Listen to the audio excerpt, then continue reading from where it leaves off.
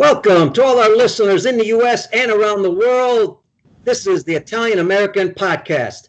Just kidding. This is Baseball Outside the Box, and I'm your host, Pete Caliendo. But you are, as our audience in the U.S. around the world, you're going to wonder, why is there another Italian on the show? Well, I keep telling you, Italian Americans make great coaches, great managers, great people. That's not the only group, but Italians do a very good job. And yes, this is Baseball Outside the Box, the show that interviews baseball's best coaching minds who love to challenge the status quo. And we have a great one for you today. The 2018 NJCAA National Champion and an ABCA NJCAA National Coach of the Year. 2018 National Champions, 510 wins in college baseball. And get this, I don't know if he has any more fingers left, but he's got 3 World Series rings from the Schaumburg Boomers. That is the independent professional team in the Frontier League. So you add that with the college baseball. Man, we got a guy with a lot of experience. And not to mention, he started off as a player at Oakton Community College. Then he went to Georgia, and he was also the bullpen catcher for the Chicago Cubs, and then from there worked his way up all the way to the head coach of Oakton Community College. Let's welcome a great Italian, the head coach, Billy Fratto. How you doing, Billy? Good, Pete. Thanks for having me today. You kidding? We are thrilled, and I was, I always tease our audience about the Italian American. We got great coaches, managers of all ethnic groups. The Italians, I think, just make a great one because of their passion for family and all that stuff. And by the way, a little espresso shot for the Italian show all the time. Always started. So how you doing, man? Everything good? Very nice. Everything's great. Thank you. All right, listen, let's start it off for our audience. If you're on Facebook Live, don't worry, ask questions. Type them at the bottom of the comments section. Let's just start it off with, because it's the most common thing. Everybody knows the coronavirus is here, and the players are at home, parents, everybody's at home, the coaches. What are you doing with your players right now when it comes to communication, keeping them mentally, maybe physically prepared? Because, the college world season might start, it might not, but they also have other programs they play in the summer. So what are you doing with them right now currently? Well, Pete, it's been a crazy year, as you know, and before we even start, I just want to thank all those people on the front line, the workers, the doctors, the nurses. I mean, they're just doing a great job out there, and it's just a crazy time, something we'd never experienced. But, before we start, I just want to thank all those people for putting in the time to get us on the right track. And before long, hopefully we'll all be together, and sports will come back and so forth. With the season being canceled this year, it was kind of hard because we really worked hard with the kids from the fall ball through the winter conditioning, lifting, and then we were just about ready to start our season. We did start our season. We played 2 games at U.S. Bank Stadium in Minneapolis, and then we were going to travel to Orlando, Clearwater area for our spring trip. That never took off. Basically, everything was shut down, so the team never made it down there. It was kind of devastating for the kids because of all the time they put in. So myself and the coaches, got on the phone and started talking to them to make sure they were okay. A lot of them were devastated. The sophomores didn't know how to approach this, considering that they want to go on and better themselves at other colleges. So our job as coaches was, one, just checking on the kids, making sure that they're healthy, their mind is right, and then just letting them know that we're there for them to anything we can do as a coaching staff to help them, we will during this time. There isn't really much going on right now. Basically, we can't be with them working out or anything like that, but we are giving them some type of workouts that they can do at their house. With the very limited things that they can do at their house. Naturally, a lot of the kids are being creative, but they know that before long this is all going to be over, and they all want to try to, get ready for when play does resume. So they're doing a good job, but we're constantly talking to them. We're reaching out to them almost every week, Pete. Excellent. Bill, listen, we're going to give a little shout out to our great friend, Mike Pinto, and also I can say both of our mentors, He was a mentor for both of us, helped us in a lot of ways. We're going to talk about Mike in the episode. But before we do that, I want to ask you your concern. What's your main concern with your players being right now, and doing things on their own? And all of a sudden, let's say the season does start, and understanding that there's going to be a week or two maybe of some kind of workout. What's your major concern for your kids, and obviously for all kids? What would be the major concern getting back onto the field fairly quickly? Well, as you know, our spring season's definitely canceled. So, we're keeping our fingers crossed if we do start up in the fall, which would be September. A lot of them are getting the itch to play summer ball, which we don't know where that's going to go. But our main concern basically is making sure they don't jump into it too quick. So the pitchers, if they're playing long toss, or I don't even know how they're doing it, if they're with their brother or whoever, just trying to keep in shape. When we do get back, they're going to have to take it slow. We don't want them to rush into things where they're hurting themselves. Once again, everybody's in this together. So there's going to be enough time for us to try to get things together. And so if you're on Facebook Live, you can ask questions to Coach Fratto at the bottom of the comment section. Keep in mind, we're going to get into his story, and it's all about learning how to be a great coach, great manager, great person, how to develop a program, the culture, all that. We're going to get into that, and also college baseball, the recruiting, what coach looks for. So hang tight, because there's going to be some great stuff. Coach Fratto, I think one of the things to get into right away is, your story is pretty interesting, where you started and then where you ended up, obviously, at Oakton Community College. Take us through what it took, because I think sometimes we think, we don't see the behind-the-scenes things that happens when you get into coaching. And a lot of young coaches are going to get into coaching and then not understand what they're really getting into. And I think you have to understand what you're getting into at times. So take us through a little bit of what you had to go through to become a head coach at the college level. And then we'll talk about building the culture and all that with, building a championship team. Well, basically, my background, I played at Oakton, and then I went to the University of Georgia. While I was at Georgia, I played for Steve Weber. He was a head coach there, and Dan Radisson, who has major league experience, was the assistant coach when I was at Georgia. I really loved the game, just like all of us do, and I tried to pick up a lot of things from people that I've been surrounded in the game with. And I kind of made notes thinking down when baseball's over myself playing wise that I wanted to be a head coach. I would just wanted to remember some of the things from some of the people that I learned, how to bring that all together for when I do get a program. So when my career was over at Georgia, I basically got hurt, tore an ulnar nerve in my arm. So I got hired by the Chicago Cubs and went to work for them and did some things with them, started throwing batting practice. And then I wound up catching in the bullpen, was working with Johnny Oates there. And Jim Fry was the manager. Dallas Green was the GM. So once again, I was around pro players, and I was basically always asking them questions on how to go about communicating with their players and what makes them good coaches and so forth. I kind of tried to store all of this in my mind. And then when I finally got the opportunity to coach at Oakton, I was working for Mike Pino, who's my best friend. And to be honest with you, he's one of those guys that I definitely absorbed everything I could from.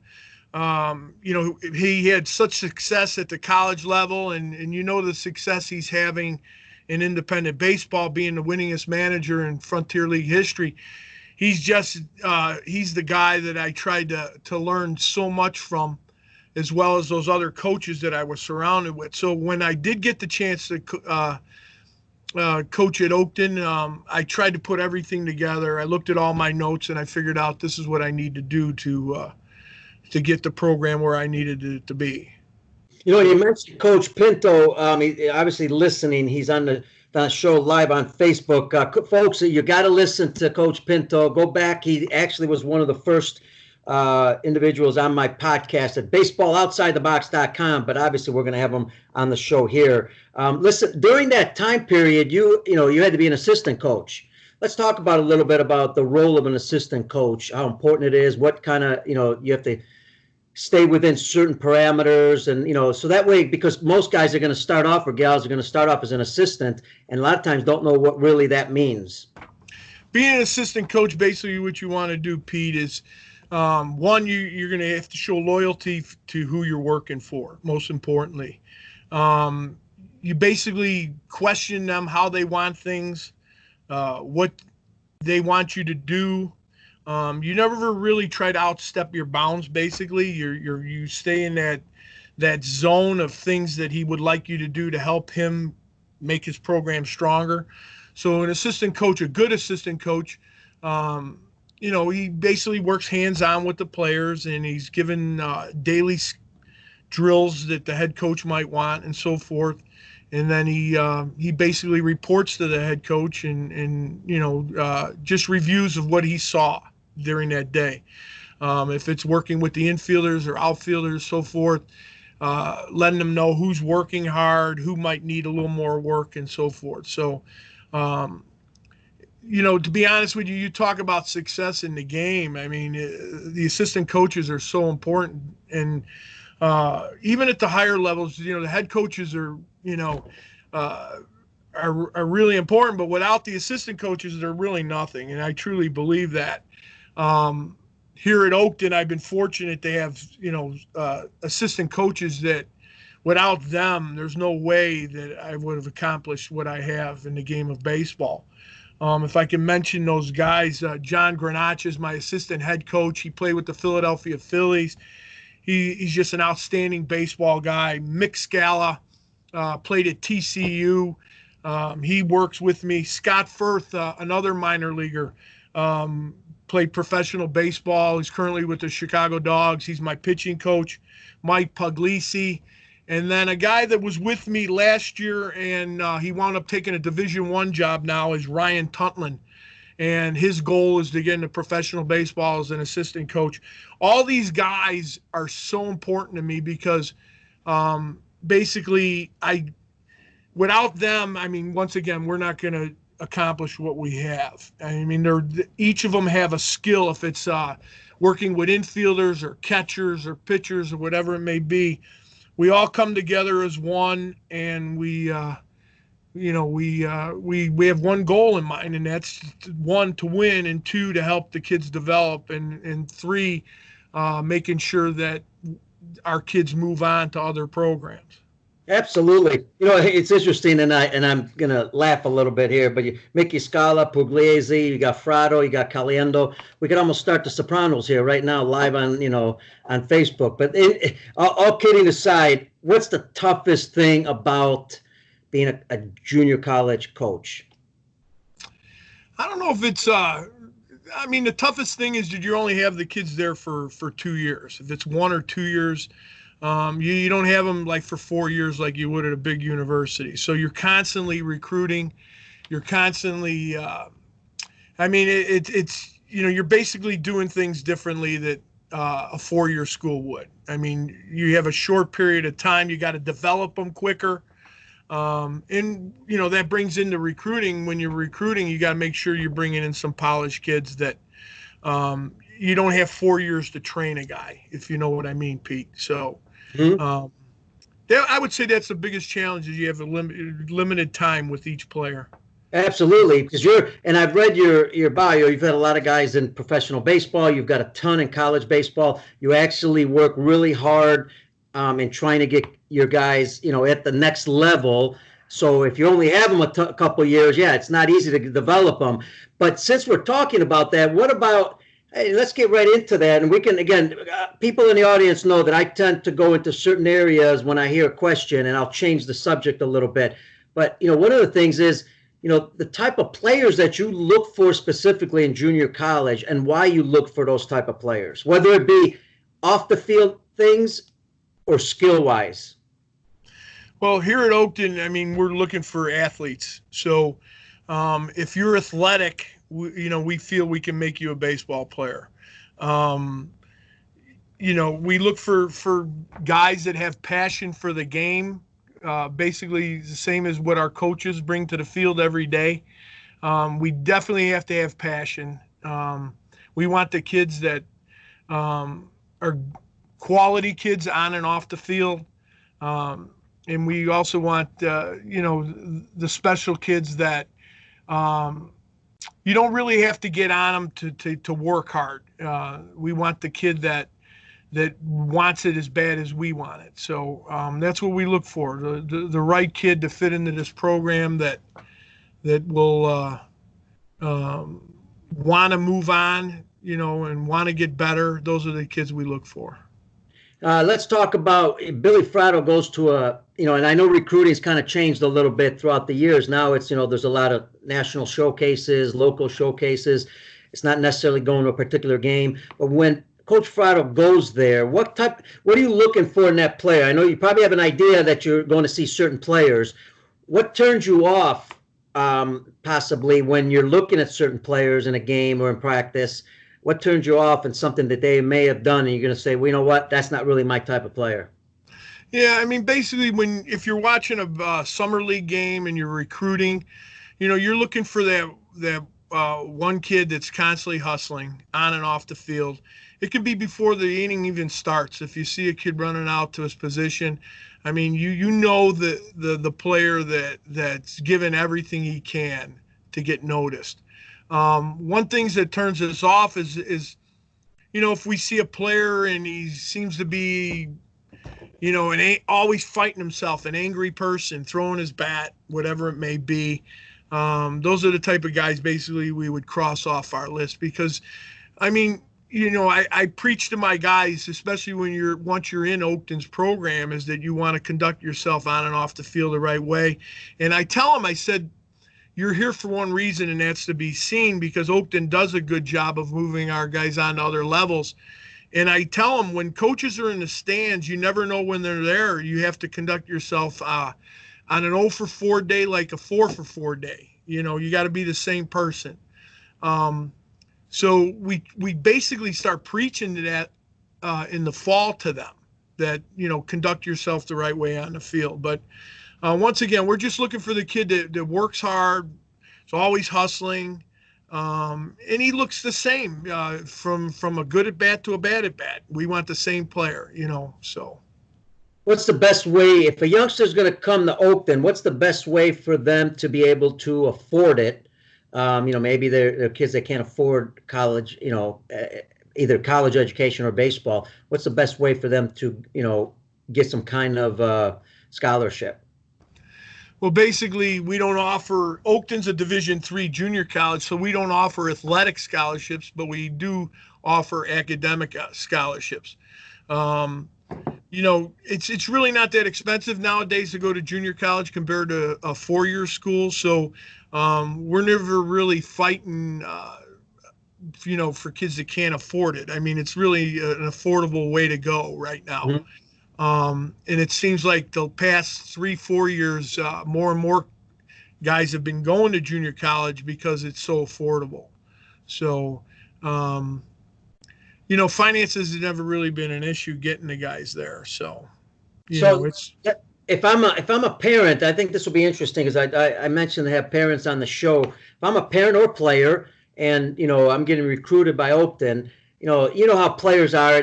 Even throughout my career, everybody, I got to play Division I. Obviously not everybody can play Division I, and we also know Division I is not always going to be the best baseball level either, because I've seen Division I programs that are not as good as a junior college program. So talk about what would you say to the parent and player? Why come to Oakton instead of going to a 4-year school?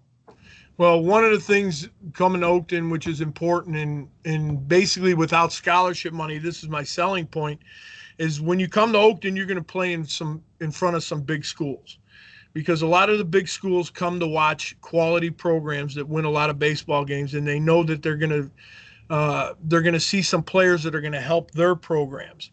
So Oakton is on that map of schools that people come and see. So when we're selling a player to come to Oakton, we're saying, hey, you might spend a little bit of money here that you might get free elsewhere, but at the same time, your exposure level is going to be really big here at Oakton. Our track record's been phenomenal moving guys on.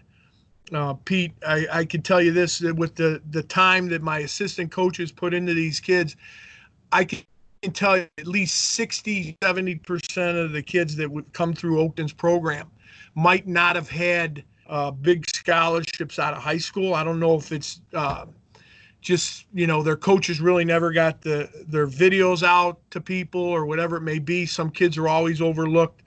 When we get them here, they develop, and a lot of the kids have landed Division I scholarships out of Oakton that they never had that offer out of high school. So when that happens, we know as a coaching staff, we're doing our job. We're making the kids better. And then the word on the street right now is when you do come to Oakton, you're going to be seen and you're going to get the exposure you might not get at other schools. Absolutely. Interesting enough, as I was reading part of the bio and some of your stuff on Facebook, and you see that you've got some international players, which is my favorite part because I love international baseball, been in it for 30 some years. When it comes to coaches in the U.S. or even around the world that might have players that, fit Oakton's system, what's the best way nowadays, because I think that's changed also, to get them to have you notice their player? Basically just sending an email to us, let us know that they have a kid that is looking to come to the States or wherever it may be. And then we just try to get a little more detail on the player just to make sure he's a good kid and academically he can handle it here. And then we basically see if we can get him in here where it's not costing him a lot of money to come to school, which I told you it's really not compared to the big schools. Mm-hmm. But yes, the success definitely changed here. I mean, winning the national title was, we brought in guys from Venezuela and Guatemala and so forth, Dominican. And impact. We've had some success. Yeah. I would say out of 35 guys or 33 on a roster, we might add 7 Latin players or whatever it may be. And they're passionate about the game and they kind of like rub off on other players. And yeah. It was just a great thing. The chemistry seems to really take off well.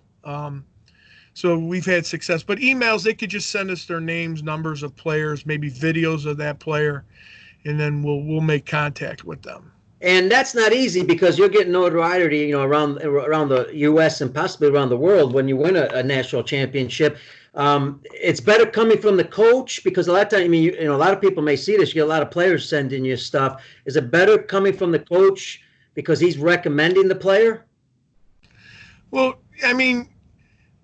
if a player's got someone that's going to, step up for them and try to get them the exposure, most of the time, if they're calling a good program, they know that player's has the ability to play at that program. So, we also have to have a trust with that coach once we do make a contact with somebody and, is he sending us the right kids? Is he sending us good kids? Those are the good connections we need. So, and I'm sure you built a rapport, nationally, internationally with a lot of coaches that help. Interesting enough, let's get into a little bit about Bill Fratto, the coach, the person, because I want to ask you, what's the difference between Bill Fratto, the off the field person, and Bill Fratto, the on the field as the head coach? Well, I consider myself a passionate person, meaning that I try to build strong relationships with my players. So when I'm off the field, if I'm not on a baseball field, I'm always outside. I'm always with people. I'm always trying to have a good time. But I also build good relationships with people, and that's what I want to do with my players. I try to develop a strong passion with them that we're really close. Not just as a coach, I want to be considered someone that they can call whenever they need to. If they have an issue in baseball or not baseball, whatever, I want to have that relationship or build that foundation that, hey, let me call coach. Let me see what he can do to help me, so forth. So I would just say it's bringing passion every day. Like I try to do in my regular job, selling for Flood Brothers or, in garbage or coaching baseball. You just try to bring your passion every day to something you enjoy doing. Absolutely. Let's do this, Coach. Let's take a question off of Facebook from Valerie Savannah. I like the last name, Savannah. Here's the question. Listening to this while doing my homework for my Oakton classes. Isn't that great? She's doing her homework. Love it. With college seniors returning to their schools for the 5th year, a lot of high school recruits are decommitting from 4-year schools and are looking at JUCOs. What are differences, if any, the level of play of JUCO, D1, D2, D3, and so forth? There's really not any difference, Pete, between the JUCO D1s, 2s, or 3s. Everybody plays the same schedule. The only differences is like if you're a D1 program, JUCO program, you can offer full tuition, where D1s and 2s can do that, 3s don't. But once again, that doesn't really affect us because we've been winning so many games against the higher level JUCOs just based on, recruiting kids without money, just based on us developing them and getting the exposure that they might get here that they don't at other places. Coach, let me ask you, as you develop throughout your years as a coach, and now you're the head coach, win the national championship, tell us, what do you think it takes when you have a club, it takes to build this championship team? I know it's a general question, but what are some of the characteristics, some of the things you have to work on with your team to get them to believe and to build that great culture? Well, basically the culture starts in fall ball. So when we get a team together, we start building,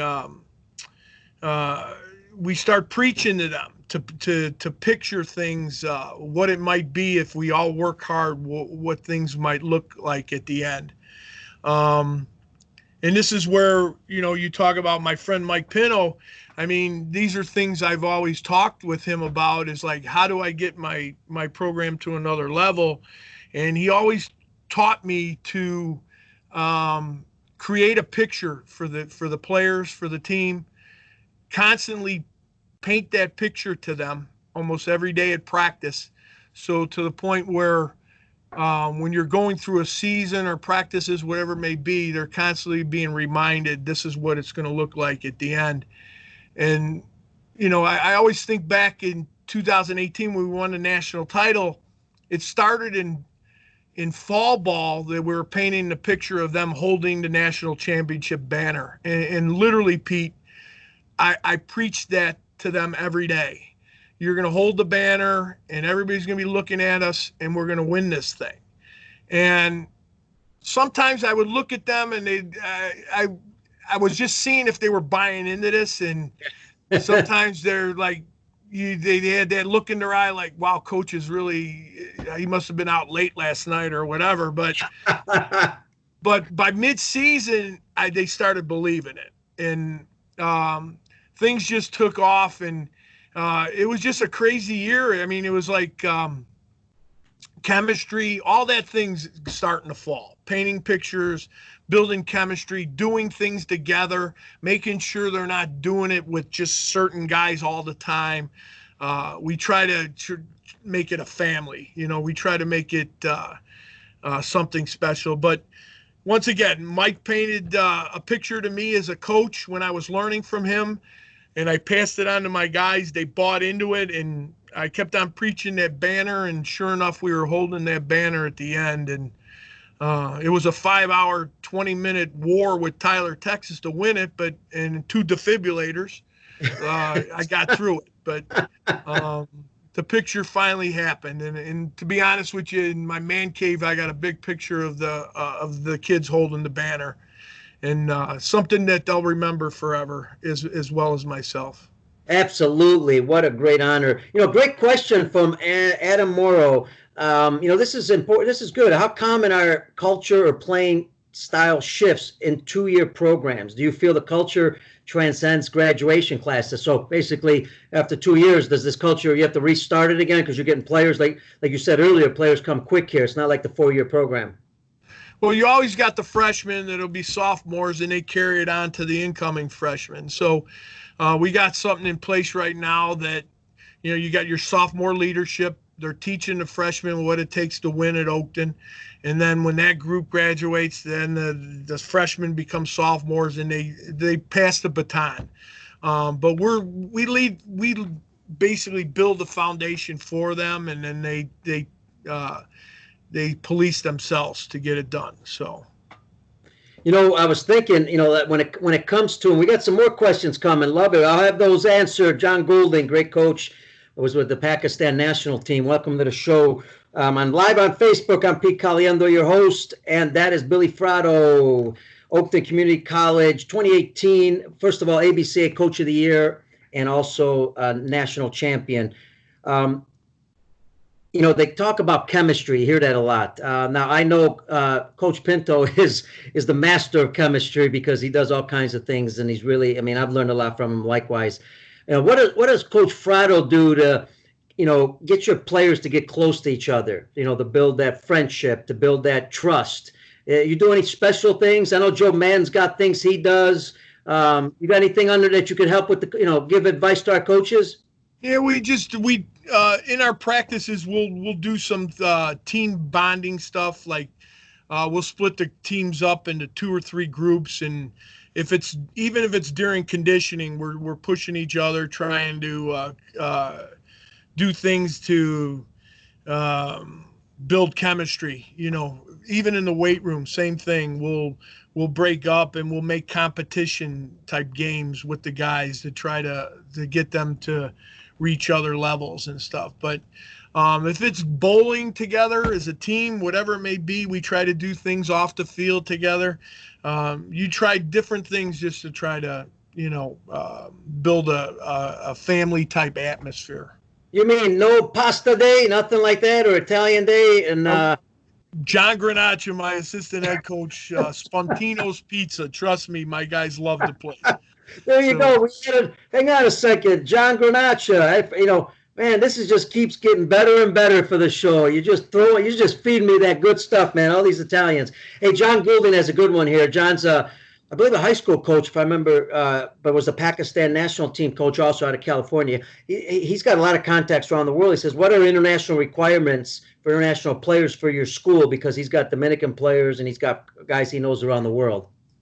Well, just basically they have to take the TOEFL test, so they need to speak pretty good English to come to Oakton. Other than that, they would just have to get their visa and so forth, student visa, and then we would put them in contact with our international exchange person at Oakton that would help them with the registration process and so forth. So, go ahead. I was just thinking when you were talking earlier, and thank you for answering that, because I think that, again, internationally, people will know what to do there. And we'll put all of Coach Fratto's information, email, all that on our Facebook page. Also, we'll put it on our website, baseballoutsidethebox.com, when we place the audio on the podcast. It'll also be on YouTube at Peter Caliendo.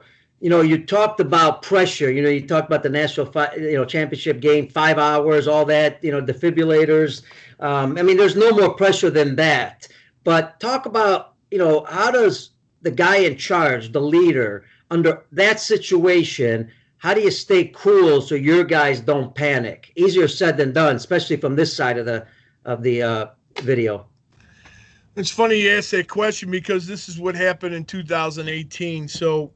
We started off the national tournament in Greenville, Tennessee. We beat Tyler, Texas. It was their first loss in 4 years at the College World Series. We beat them like 2-1, I think the score was, which put us in the championship game. And then Tyler had to fight their way back to get to the championship game, and they had to beat us twice in order to win the national title. Well, once we got to the championship game, we just had to win one out of the 2. So I think we played and we just got totally beat up. Tyler played a great game and they 10-run me almost. It was like 12-1 or whatever it may be. It was like a beating. But one thing I noticed, Pete, was that my team played really tight. They weren't the same team that started the tournament. So what I did is when I got back to the hotel, I went to my go-to, and that's Mike Pino. And I got him on the phone, and I said, Mike, I said, here it is. Tomorrow's it's winner take all for the whole thing. I said, but the problem I had is that the team I was coaching today was all uptight. They weren't the same guys. So Mike basically told me something that Joe Madden told his players to enjoy the moment and preach to them, just like those pictures I talked about holding the banner and so forth. So Mike gave me the advice, and I had a team meeting in the morning, the day of the championship game, and I told the kids, like I said, whatever may happen today, we're gonna lay it on the line, but we're gonna enjoy the day. We're gonna enjoy the moment. I said, there's going to be some good things that happen today in the game, and there's going to be some things that might go wrong in the game today. But one thing we're going to keep on telling each other is just enjoy the moment. Don't let the pressure get to you. So this advice came from Mike, who basically got it from Joe Madden. Mike, if you know, Pete, reads a lot of books. Me, I have a hard time reading a cover of a book. I'm the same.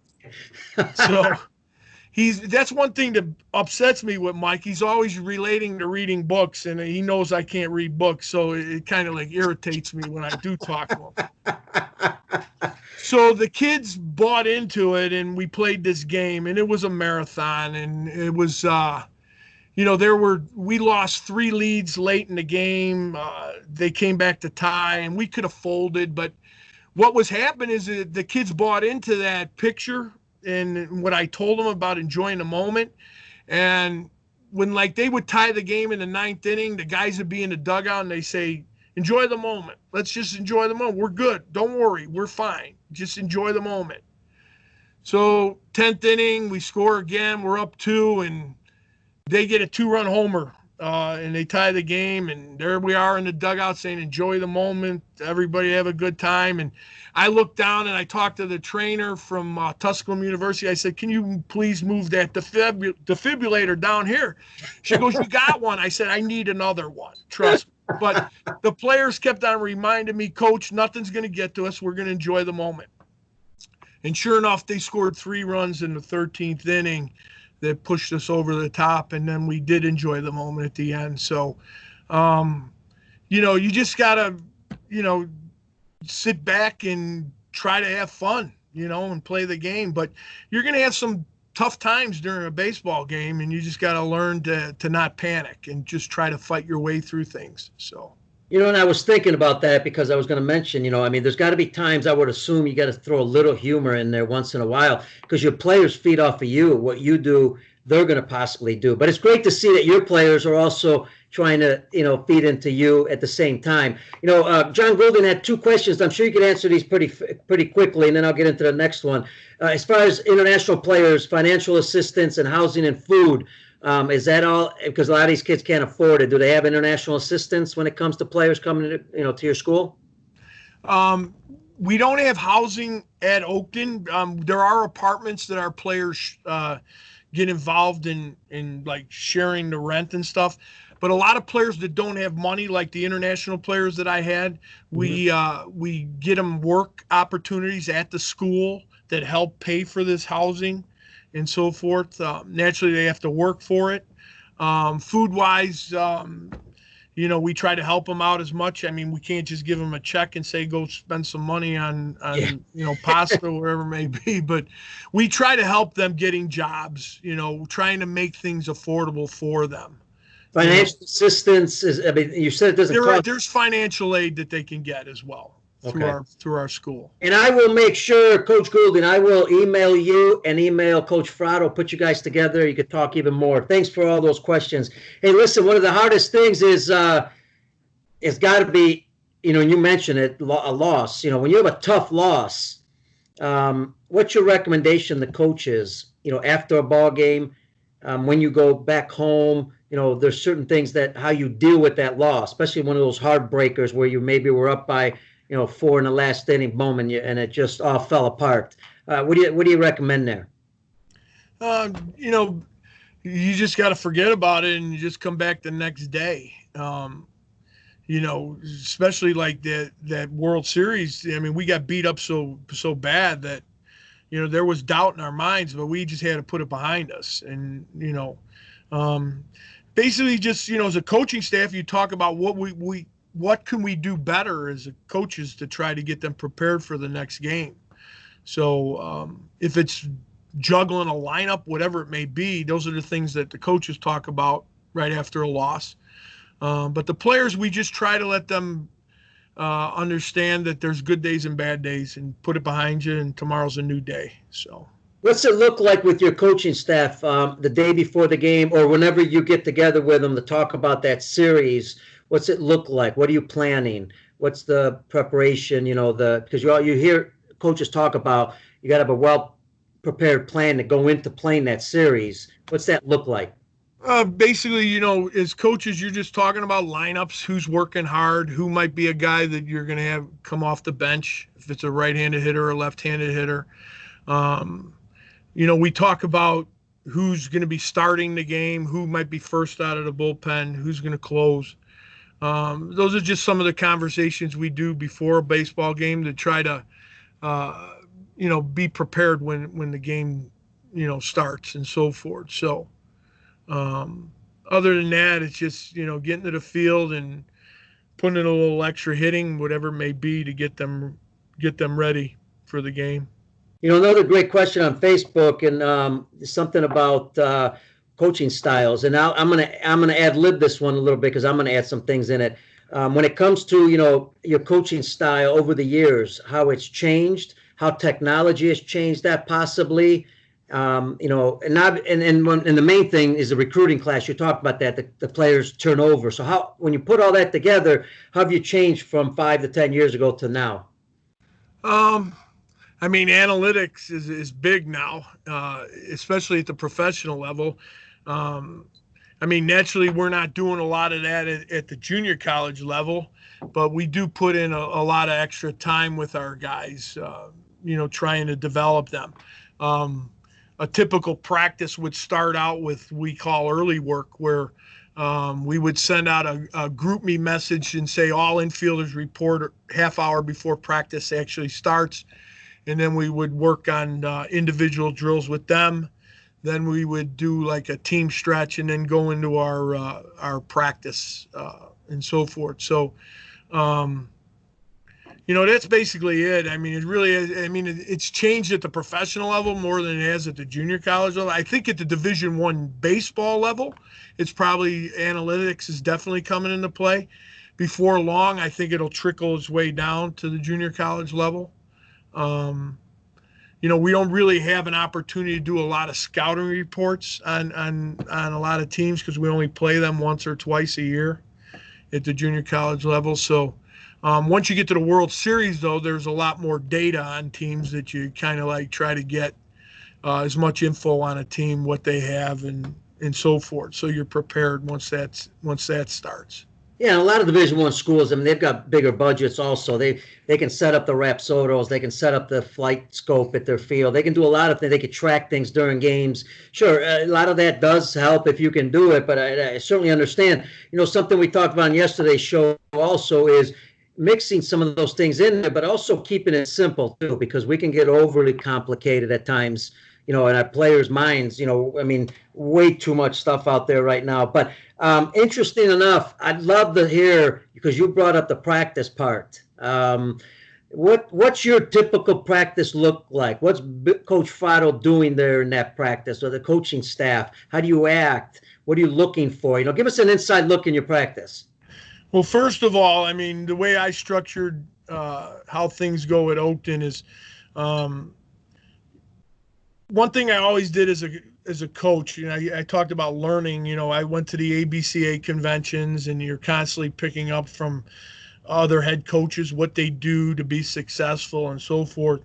While I was at an ABCA convention, I ran into head coach Molinari, And I basically saw him, and I asked him, I said, Coach, you're so successful, what'd you do? And he said, you just hire a lot of coaches, you put a lot of faith in them and let them coach.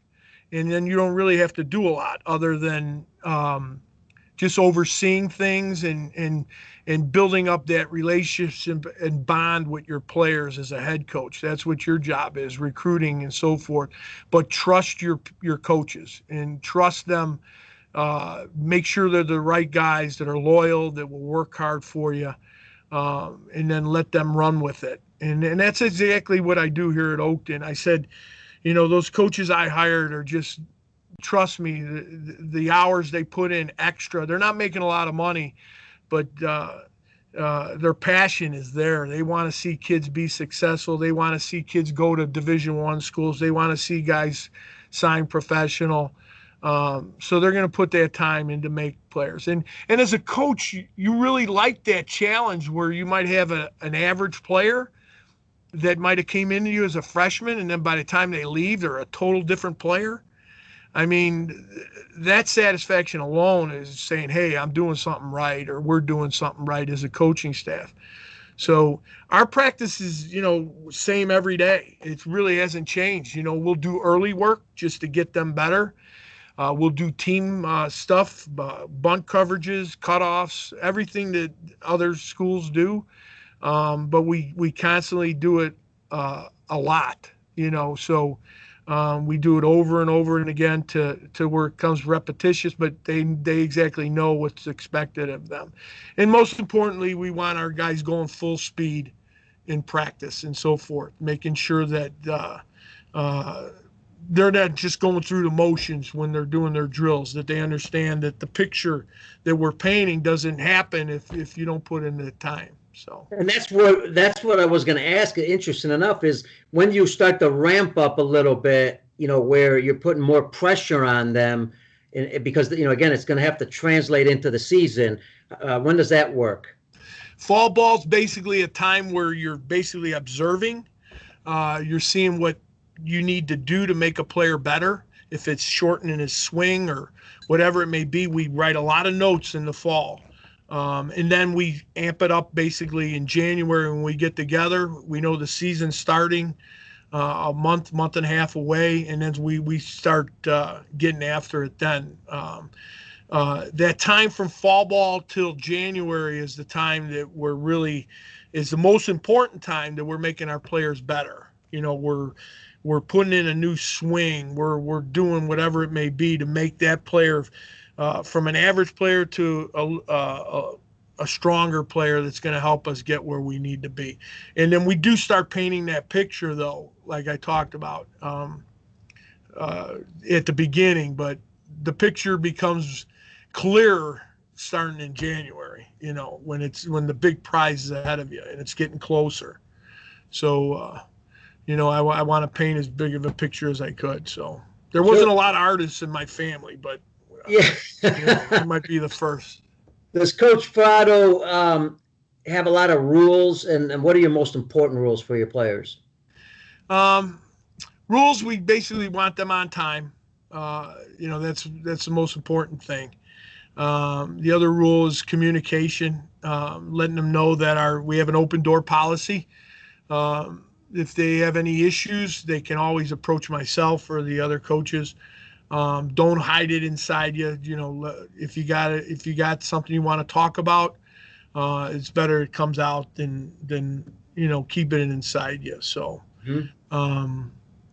that's basically it. It's just, our communication with each other. Keep it simple. Love it. And, throughout the season, you could build a great culture and your players are playing well. Throughout the season, you're going to have some ups and downs. And one of the ups and downs can be where, a player doesn't hustle something out or, a mental mistake. How does Coach Fratto deal with that? And what's your recommendation for young coaches or coaches in general to deal with that situation? Well, once again, when I first started out as a head coach, there were times that when something went wrong, I always tried to confront the situation then.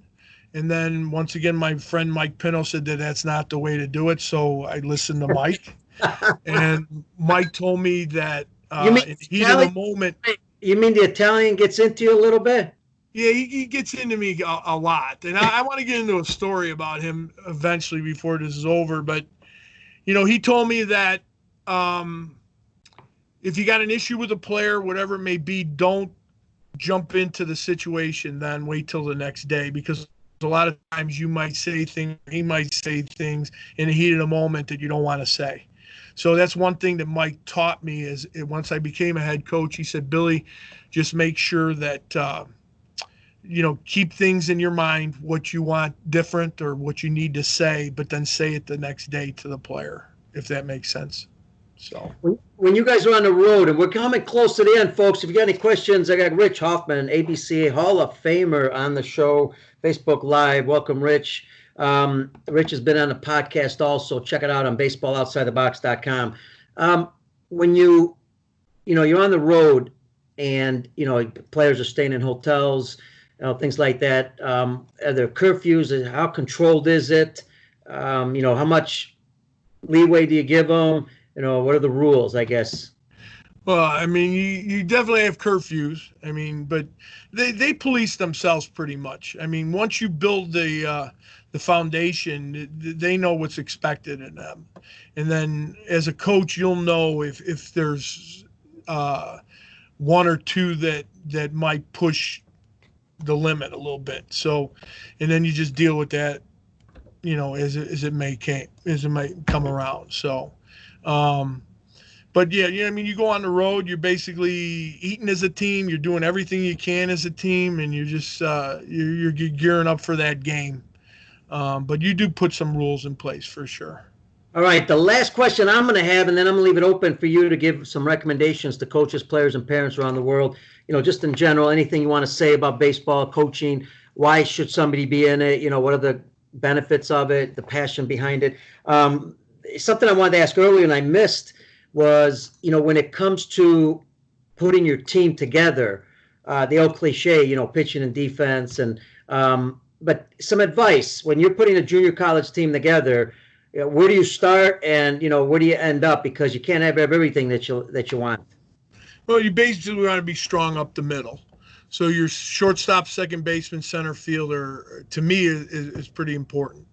So that's where we start. We want our most athletic guys there, and then we just build around that. Our pitching staff, same thing. We look for the right guy, and we're not a program where you have to throw 90 mile an hour to be a winner. I look for the kids with passion, big hearts that want to compete. Believe it or not, those are the guys that shock the world. I mean, trust me, in 2018, I won with two pitchers that gave everything they got. And they weren't 90 mile an hour guys. They were guys that just wanted the baseball. And every time they begged for the baseball. And, they were 21-1, those two guys, Tommy Gertner and Alex Krinigan were my two workhorses on that 18 team. But what I'm trying to say is that, you don't have to have the greatest skills in the world. If you got the passion, desire to be successful, it can happen. And that's why, as crazy as it sounds, Pete, when you paint a picture, sometimes you can achieve things that you never thought you could do. So, and in junior college, I'm assuming that if you have a guy, whether he's left-handed, right-handed, who can spot it, pitch in and out, change speeds, those kind of guys can really mess up, especially when you don't get a chance to see them very often. That could really mess up a team, instead of a guy that only throws hard. Yeah, I mean, I learned that, playing at Georgia. I mean, when I was at Georgia, I was a pitcher at Georgia, and some of the guys on my Georgia team in 82, 83, there was a lefty, Tim Barnett.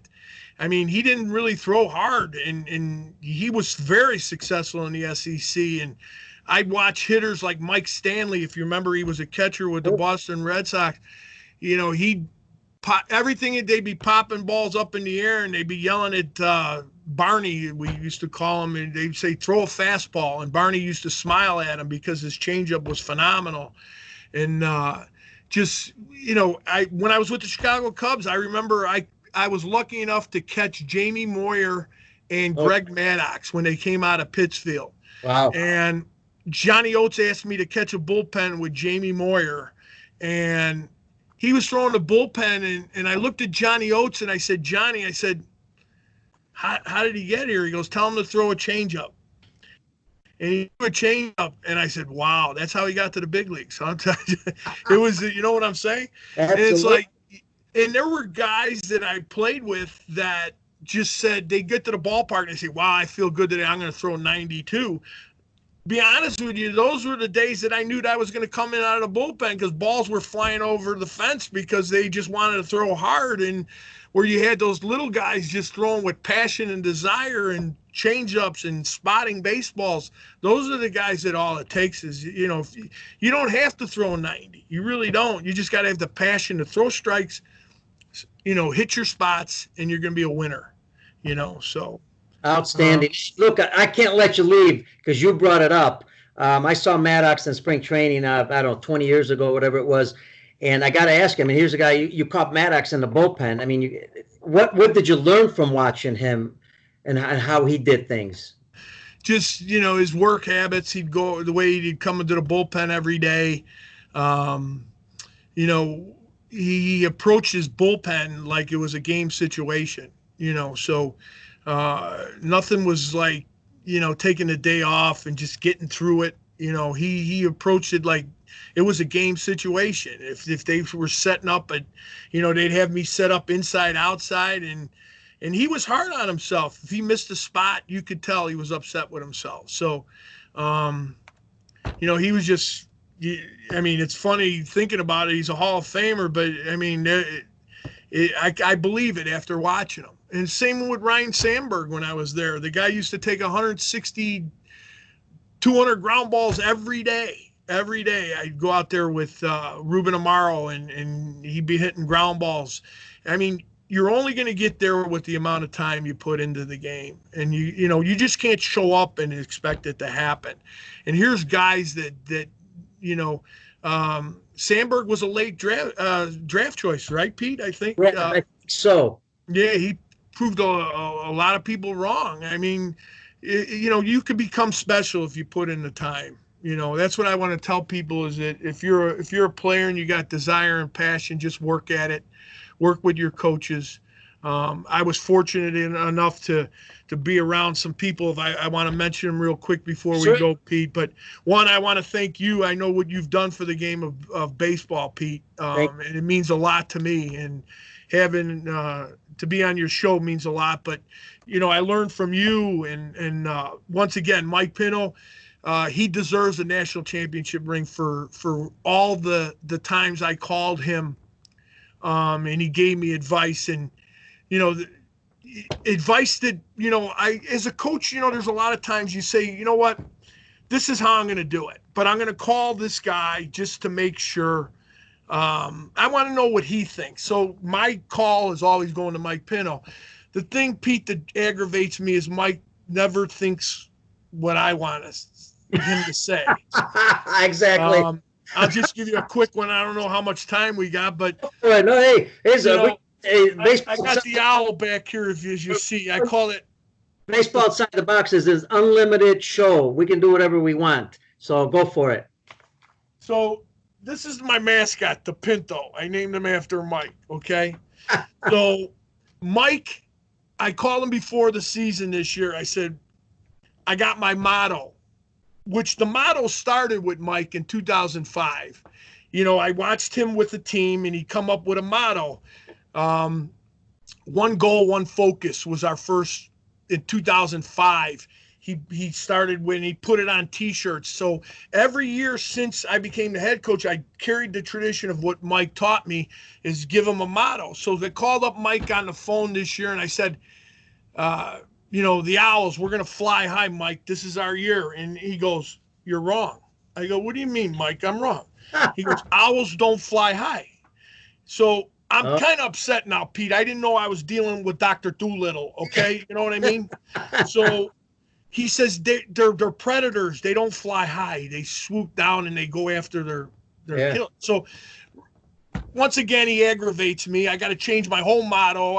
So now I'm talking to the team and I say, we don't fly high, we fly low. And then we go, so we got the mascot. We brought him along. The kids rubbed the pinto. We wanted to rub the pinto this year for good luck. Yeah. And it never took off. But, Mike is so important to me, Pete, that without him, I wouldn't have a national championship ring. I love him to death. Like, he's my brother. I'll always pick his brain.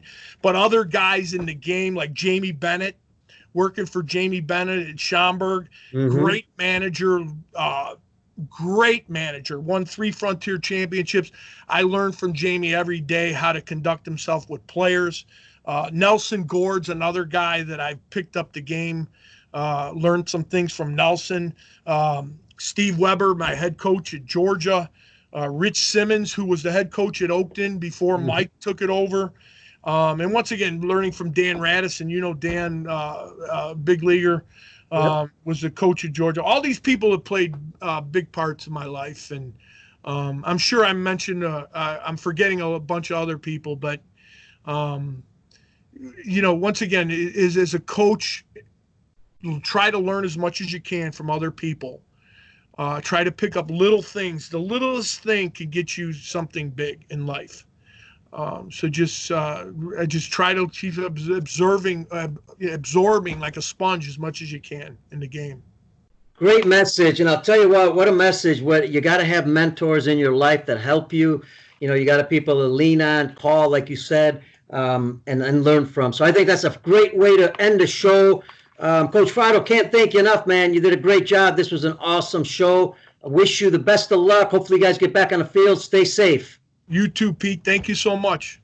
All right. That is Coach Bill Fratto, head coach of the Oakton Community College Owls, the national champions in 2018. Also 3 World Series champions with the Schaumburg Boomers of the Independent Professional Baseball League in the Frontier League. But he's got a ton of accolades. Again, ABCA Hall of Famer. Want to thank him for being on the show. Special thank you to Brian Crock, our producer with the Lineup Media Group. Thank them for hosting it and also for being the producer. These guys are outstanding. Check them out on the lineupmediagroup.com. And the best one is, I've got to thank always our audience, because without our audience on Facebook Live or podcast or YouTube, without the audience, this show would not be where it's at right now. We are growing and growing. I want to thank you completely. And don't forget, take the show, spread it around on social media. We're at Baseball Out on Twitter. We're on YouTube, Peter Caliendo, Instagram, Peter Caliendo, Facebook, Peter Caliendo. Spread the show. Tell players, coaches, and parents about them. Let them know. Again, remember, this is the show that loves to interview baseball's best coaching minds who love to challenge the status quo. I am your host, Pete Caliendo. I want to thank you. Tomorrow, Sean Larkin, Los Angeles Dodgers coach, will be on the show. That one will be 11 o'clock Eastern time. So thanks, everybody, for joining. Hope you enjoyed the show, and we'll talk to you tomorrow.